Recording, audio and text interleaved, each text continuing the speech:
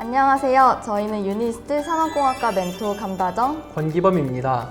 산업공학이 여러분들에겐 조금 생소할 수 있을 것 같아요.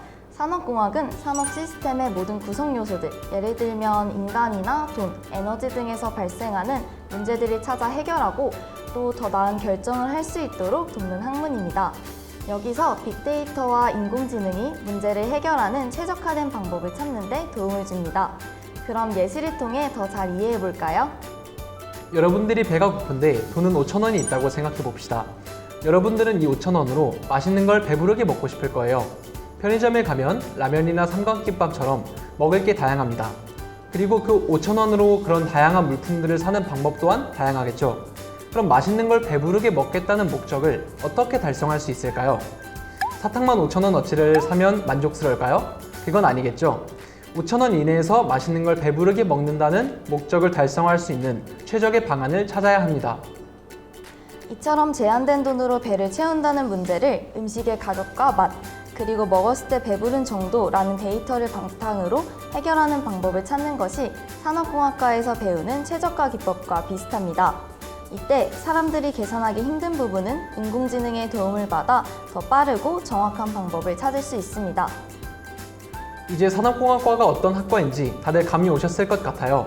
그럼 우리 주변에서 최적화를 활용한 사례는 무엇이 있을까요? 여러분, 다들 맥도날드 아시죠? 맥도날드가 최적화를 통해 성장할 수 있었다고 하는데요. 관련된 영상 하나를 시청하도록 하겠습니다.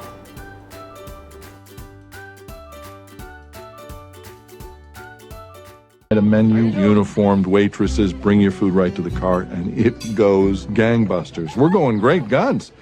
But then sales start to level off. The drive-in model, as we learn, has a few built-in problems. Tell me about it. I mean, for starters, there's the customer issue. Drive-ins tend to attract, shall we say, a less than desirable clientele. Teenagers. Hot rodders and hooligans, juvenile delinquents in blue jeans. And then there's the service. It takes forever and a day for your food to arrive, and when it finally does... It's usually wrong. Yeah, the car hops are too busy dodging gropes to remember that you wanted strawberry phosphate, not cherry. Well, that's if they remember it at all. And then there's the expenses, the huge payroll due to the large staff required, dishes constantly getting broken or stolen. Tremendous overhead. So one day Dick has a realization. He sees that the bulk of our sales are in only 3 items. Hamburgers, french fries, soft drinks. 87%. So we say to ourselves, let's focus on what sells, and that's exactly what we do. That's what brings us to the biggest cut of all. Which was? The wait. Orders ready in 30 seconds, not 30 minutes. Mecca. We look at each other one night. You thinking what I'm thinking? We're going to have to tear down, rebuild, reconfigure, rethink the whole dang thing. We're talking about shutting down a thriving business for months. People are going to think we're crazy. We were crazy. And you were going to love how we did it, Dick. You got to tell him. The tennis court? Okay. He brings me out to this tennis court, and he's drawn this line, the exact dimensions of our kitchen. Sink on the right, extruder on the left. Bagging and hood. Hood. Okay. Garnish. This is burger finish. Got it. And then this is burger slide. We could just move those. Okay. Multi-mix your soft drinks. Okay. We bring out our whole staff, and we have them go through the motions, making pretend burgers and fries. All right, Steve, anticipate that. Hold it. I still think there's a third version. What do you want to move? I want to move everything. Back to stage left, please.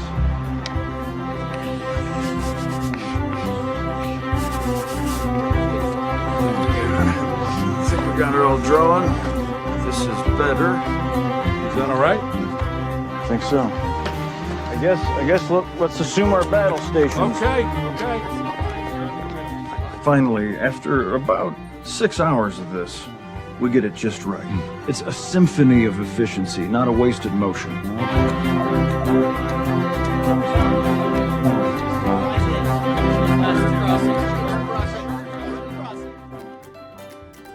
영상에서는 그때 당시의 맥드라이브에 대해 말하고 있어요. 처음에 드라이브인 시스템은 여러 가지 문제가 있었는데 이를 해결하기 위해서 먼저 판매하는 상품의 개수를 줄였습니다. 나아가 주문을 받고 30초 만에 음식이 나오는 스피디 프로그램을 도입했는데 여기서 최적화의 기법이 사용되었습니다. 주어진 시간 안에 주문을 빠르게 받으려는 목표를 달성하기 위해서 효율적으로 기구를 배치한다는 최적화가 사용된 것이죠. 여러분, 다들 친구들과 놀러 갈 때 네이버 지도나 카카오 맵을 이용해서 길을 찾아본 경험이 있죠?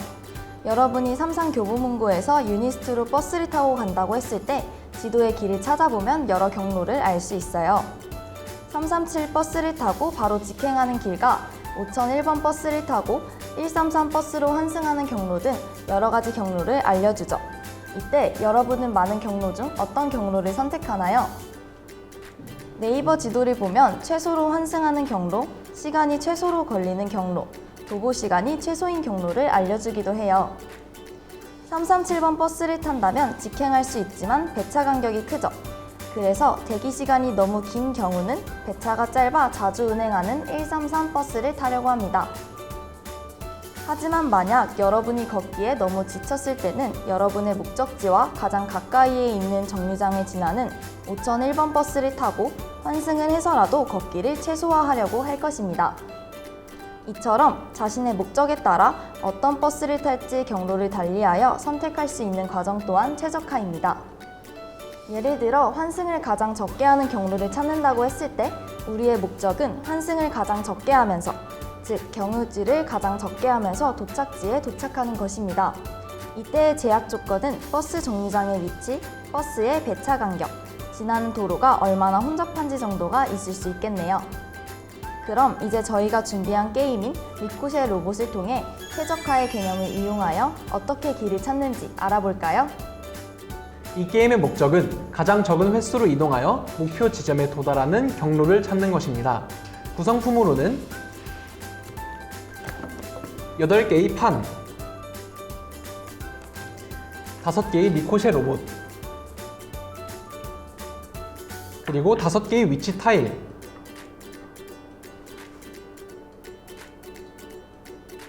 (17) 개의 토큰, 그리고 모래시계 등이 있습니다. 이때 검은색 로봇과 검은색 위치 타일은 사용하지 않습니다. 먼저 이렇게 8개의 판을 준비합니다. 기범 선생님, 여기 색깔 있는 벽은 뭐예요? 네, 이렇게 대각선으로 색이 있는 벽은 반사벽이라고 합니다. 처음에는 반사벽이 없는 하나의 판을 이용해서 게임을 진행하지만 나중에 점점 이 게임에 익숙해지다 보면 반사벽이 있는 판도 이용하기도 하고 여기 보이는 이 연결 부위를 이용해서 4개의 판을 이어붙이고 더 어렵게 게임을 진행하기도 합니다. 저처럼 마음에 드는 판을 하나 골라주시고 토큰들을 모두 뒤집어 주세요. 4가지의 로봇 위치 타일을 무작위의 위치에 배치합니다.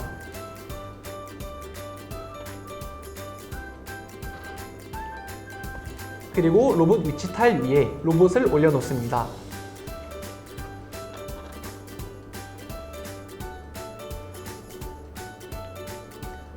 그리고 토큰 하나를 임의로 뒤집습니다. 여기서는 이렇게 생긴 토큰이 나왔네요. 그럼 이 게임의 목표는 이 토큰과 동일한 색의 로봇을 이 문양이 있는 이곳 위치로 최소 이동 횟수로 이동하게 하는 경로를 찾는 것이 됩니다. 토큰과 같은 색의 로봇을 목표 위치로 이동하게 하는 방법을 각자 생각한 다음 방법을 찾은 사람은 횟수를 외치고 모래시계를 뒤집습니다. 이때 실제로 로봇을 움직일 수는 없다는 점 주의하셔야 합니다. 예를 들어 5번 만에 목표 위치로 이동하는 방법을 찾았다고 생각해 봅시다. 이때 우리는 빨간색 로봇을 목표 위치로 이동시켜야 하지만 다른 색의 로봇도 이동시킬 수 있습니다. 대신 다른 색의 로봇이 이동하는 횟수도 총 이동 횟수에 포함됩니다. 예를 들어서 초록색 로봇을 이렇게 한 번 움직이고 빨간색 로봇을 한 번, 2번, 3번, 4번 움직였을 경우 총 이동 횟수는 4번이 아니라 5번이 됩니다. 방금 외친 사람이 뒤집은 모래시계가 끝나기 전까지 누구든지 더 적은 횟수를 외치고 모래시계를 다시 뒤집을 수 있습니다.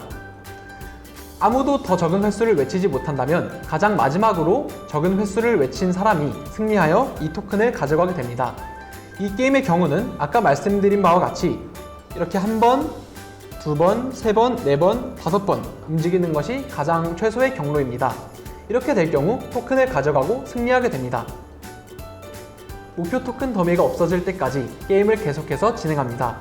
게임이 끝날 때 가장 많은 토큰을 가지고 있는 사람이 최종 우승하게 됩니다. 그럼 선생님, 여기 벽들은 왜 있는 거예요? 네, 이 벽들은 로봇들이 지나가지 못하게 하는 역할을 합니다. 예를 들어서 제가 로봇을 이렇게 움직인다고 했을 때 이 벽이 가로막혀서 이렇게 갈 수 없고 이 벽 앞인 이곳까지만 이동할 수 있게 되는 거죠. 추가적으로 조금 더 말씀을 드리자면 여기 있는 이 로봇들도 같은 역할을 합니다. 이 로봇이 벽을 지나갈 수 없기도 하지만 이 로봇 또한 이렇게 지나갈 수 없어서 로봇 앞에서 멈추게 됩니다. 추가적인 게임의 규칙은 워크북을 참고해주세요.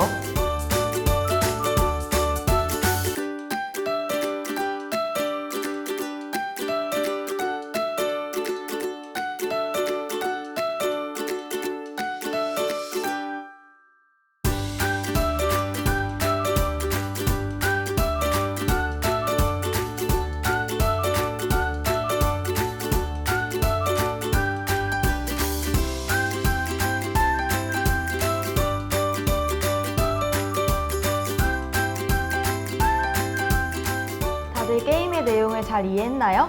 마지막으로 정리하자면 이 게임의 목적은 로봇이 목표 지점까지 가는 가장 적은 이동 횟수를 찾는 거예요. 제약 조건에 영향을 받는 상황 속에서 목표 지점에 도달하는 가장 적은 이동 횟수를 찾는 것이 최적화의 목적입니다. 다시 강조하자면 최적화는 제약 조건 하에서 자신의 목적을 가장 잘 만족시킬 수 있는 방법을 찾는 것입니다. 지금까지 리코펫 로봇 게임에 대해서 간략하게 설명을 드렸는데 재미있게 잘 들으셨나요? 이처럼 산업공학과에서는 효율적이고 합리적인 판단을 하는 방법에 대해서 배웁니다. 따라서 모든 분야에서는 산업공학과를 필요로 한답니다. 산업공학 최적화에 대한 개념이나 게임의 룰에 대해 이해가 잘 안 되는 부분은 저희 산업공학 멘토분들에게 물어보면 자세히 설명해 줄 테니 언제든지 편하게 질문해 주세요. 그럼 최적화가 무엇인지 알아보면서 재미있게 게임해 볼까요? 다들 유니스트 산업공학과에 많은 관심 부탁드립니다. 안녕!